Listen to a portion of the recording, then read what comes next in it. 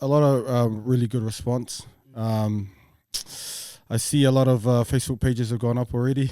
The HRPP ones are saying some really derogatory stuff, but that's how it goes in some way. But there's a dude in the comments. I don't know if you've seen it. He's going on about Sam's bail. Have you seen that one on YouTube?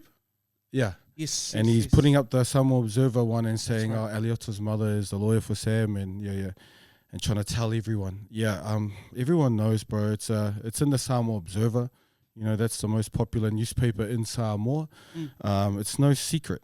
Now, it's really good that you brought that up because Sam is in jail. Sam, remember, is the witness of the hit and run, and he is in jail because he tried to tell the media who he saw did it.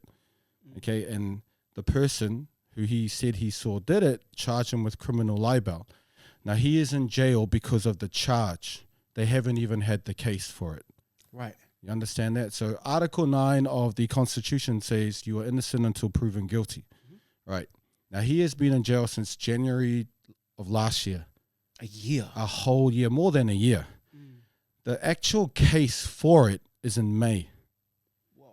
Okay? So this guy bringing that up and saying it's like it's some sort of fucking awesome discovery revelation that he's made. I'm glad you fucking brought it up. It's in the Observer, everyone knows, but look at it, right? And remember, like I was saying, this case, you will learn how deep corruption and everything is. So this is a decision made by the Supreme Court to put this man in jail over charges, not of the case. Okay, so you have a right to a fair trial, and it has to be in reasonable time. It's been over a year. He's been in jail for the whole time, and they still haven't had the trial yet. And remember, it's for criminal libel. It's for statements. It's not for the original. It's not for hit and run. It's for criminal libel. Now, here's the worst part: is the maximum for criminal libel is imprisonment for 3 months. And what? So let's say he gets found guilty. He's already done over a year and a half. By when May comes, he's already done a year and 5 months. And the maximum punishment is 3 months. You see how fucked up this thing is? Yeah. Okay?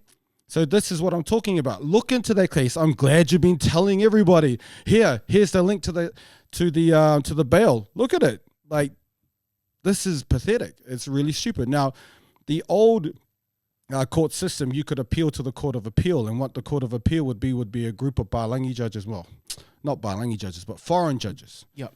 Okay, judges from New Zealand and Australia mainly. Okay, yes, there might be a Samoan judge like Ida Malosi, but they usually send over Balangi judges, right? Now, you let's say you appeal the Supreme Court, because they're the ones who put him in jail for over a year, not for the charge, not for the actual case and being guilty, but for a charge, something that the police have said. So let's say you do the criminal libel, you appeal the Supreme Court, and then you get these Balangi judges, right? Now, these judges coming from Australia and New Zealand, right? Criminal libel doesn't exist, right? Yeah. So they would come over and face this case. Now, do you think they're going to interpret this and put some fucking insane punishment, right? And reject bail and slam him in prison for a year and 5 months for criminal libel that doesn't exist in their jurisdictions, right? They're going to look at it differently. This doesn't even exist in our jurisdictions. Okay, so a King's Council, the top lawyers in the Commonwealth, made a comment like bail should have been given. Okay, he should have been allowed out, but maybe the conditions be a bit restrictive. But it is insane to keep him in jail. And the constitutional rights, the Constitution is the top law of Samoa, right? He is entitled to be treated as innocent until proven guilty. How do you put an innocent person in prison for a year and 5 months before even a case has been done? Before trial. That's not a presumption of innocence.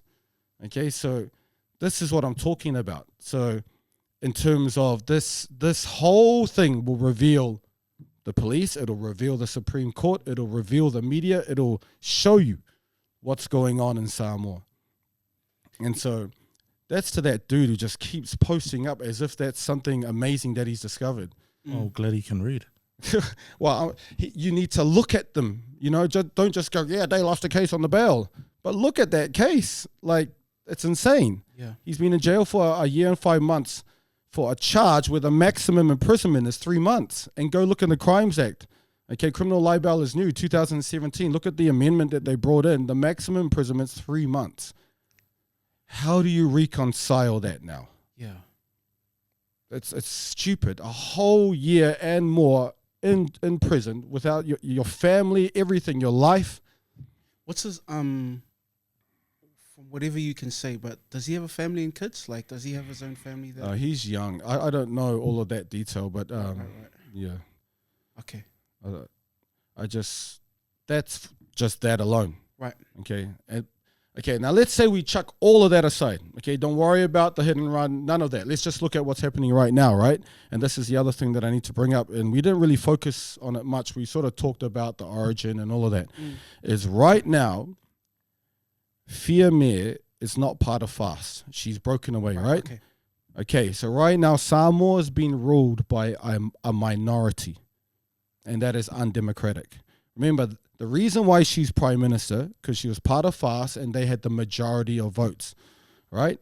She's being kicked out of FAST. She has a little breakaway group. They're not even the majority of her party, let alone the majority of the legislative assembly or of government.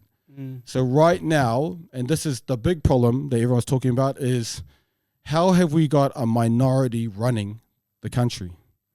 Okay, it's like having New Zealand First in charge of New Zealand.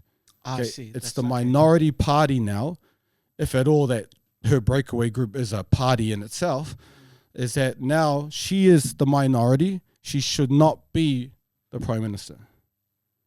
Okay, or if she is going to be the prime minister, don't talk about democracy, because democracy is majority rules. She's not part of the majority of her own party. Yep. Okay, and some people have been brought up like bringing up things like the rule of law and all that shit. Like, what rule of law? Like, no one has ever stated the law that backs her. There's nothing. Okay, like in terms of her party in Lauli getting rid of her, that is something that'll be in their own party rule of law, like their the FAST constitution or the FAST articles of association. There's your rules there. Now, in the absence of that, if FAST don't have rules outlining that, then the court will probably interpret like one member, one vote. So I don't know if you remember the Greens party, how they voted out Darlene Tahana. Yeah. So all 180 members had a vote to vote her out, and that's that waka jumping rule, where the party can get rid of you at any time and kick you out of parliament, so long as the party votes in majority. Yeah. Okay, so in this case, there is no, and this is the thing in Samoa, there's no party jumping. There's no, what is it, the Waka Jumping Act or whatever. I think it's the Electoral Integrity Act. Yeah. So, and the Greens were against that, even though they use it. They were against it because they said that members should have their own mind. Yeah. You know, you shouldn't be forced to follow whatever the leader tells you to do. So they were against the Waka Jumping Act, but they used it because she didn't do what they told her to do. Yeah. Okay, so in this instance... She had her own mind? Yeah, she had her own mind. But in Samoa, they don't have this legislation. So we're seeing now Parliament and the rules are a bit exposed, because now what happens, HRPP passed rules that you had to be part of a party, but they didn't explain for what's going to happen now if the party breaks away. Yeah. But in essence, the problem now is, regardless of the hit and run and all that, is that Samoa's been ruled by a minority. She's not the majority of her own group, and that's completely undemocratic. Okay, so sounds like like a hijack. Yeah, well, what's supposed to happen, and if you so if you look, there are rules about the termination of prime minister in the constitution, and it says that a vote of no confidence should have been put across. So if she loses that, then she's officially out. Yeah, she's officially out, and maybe by-elections and all of that. but the speaker has to put that across, like has to get the vote going, do the vote, and then execute, in accordance with the Constitution. But he hasn't done it. So what I heard is that FAST are actually gone to the court to get a judicial review to see what's next and use the court. And whatever the court decides is next, that's next. Right. Okay? But the speaker should have done all that shit. Okay? So I don't know if... Is there not like a time limit on this? Like, I don't think it's been done before, all of this. Yeah, I imagine. It seems. Yeah, it's brand new, isn't it? And it seems like because he hasn't executed it, it's like he doesn't want to do it. Sort of give it to someone else to do. Even FAST are the ones who had to get it going in the courts. And so, but as it stands, that's what should have happened. Should have been a vote of no confidence. That should have been put across. There are the other grounds for termination is that the Prime Minister vacates. Is no longer a minister of Parliament, an MP. Okay, so you lose your MP, and there are like death, there are other things, and that's outlined in the Electoral Act. But it's so messy, man. It's so messy. Thank you for clearing that up. I know there's a lot more to learn and understand about this, but. Yeah, at a very surface level, again, like a lot of the publications coming out of here is poor Fiame, going through all of this, first Samoan Prime Minister. But we didn't learn the origin of all of this, and we don't know what's understanding now. So it's very interesting, but equally important that we know this, because when we started sharing it, it started like a lot of conversation amongst Samoans that live in Australia, Samoa, and America. And that's always important, because sometimes you can get lost in the noise, especially if you don't know your Wha Samoa. And so my Wha Samoa isn't the best. I can only loosely know stuff, and I'll have to ask my mum for the full thing of what's being discussed. And that's kind of how I've learned a little bit more about it. It's been interesting. But we still got to kind of tap in and stay in tune with this type of stuff, because I have to reiterate, we can't be proud 6A5 if we're not going to be doing due diligence by what's happening on the island, because this affects them the most. Yeah, hard out, man. And we're Samoan. Like, pay attention, be involved. Being Samoan is not the superficial 685. It's understanding everything, the laws and the struggles that our family in Samoa are going through.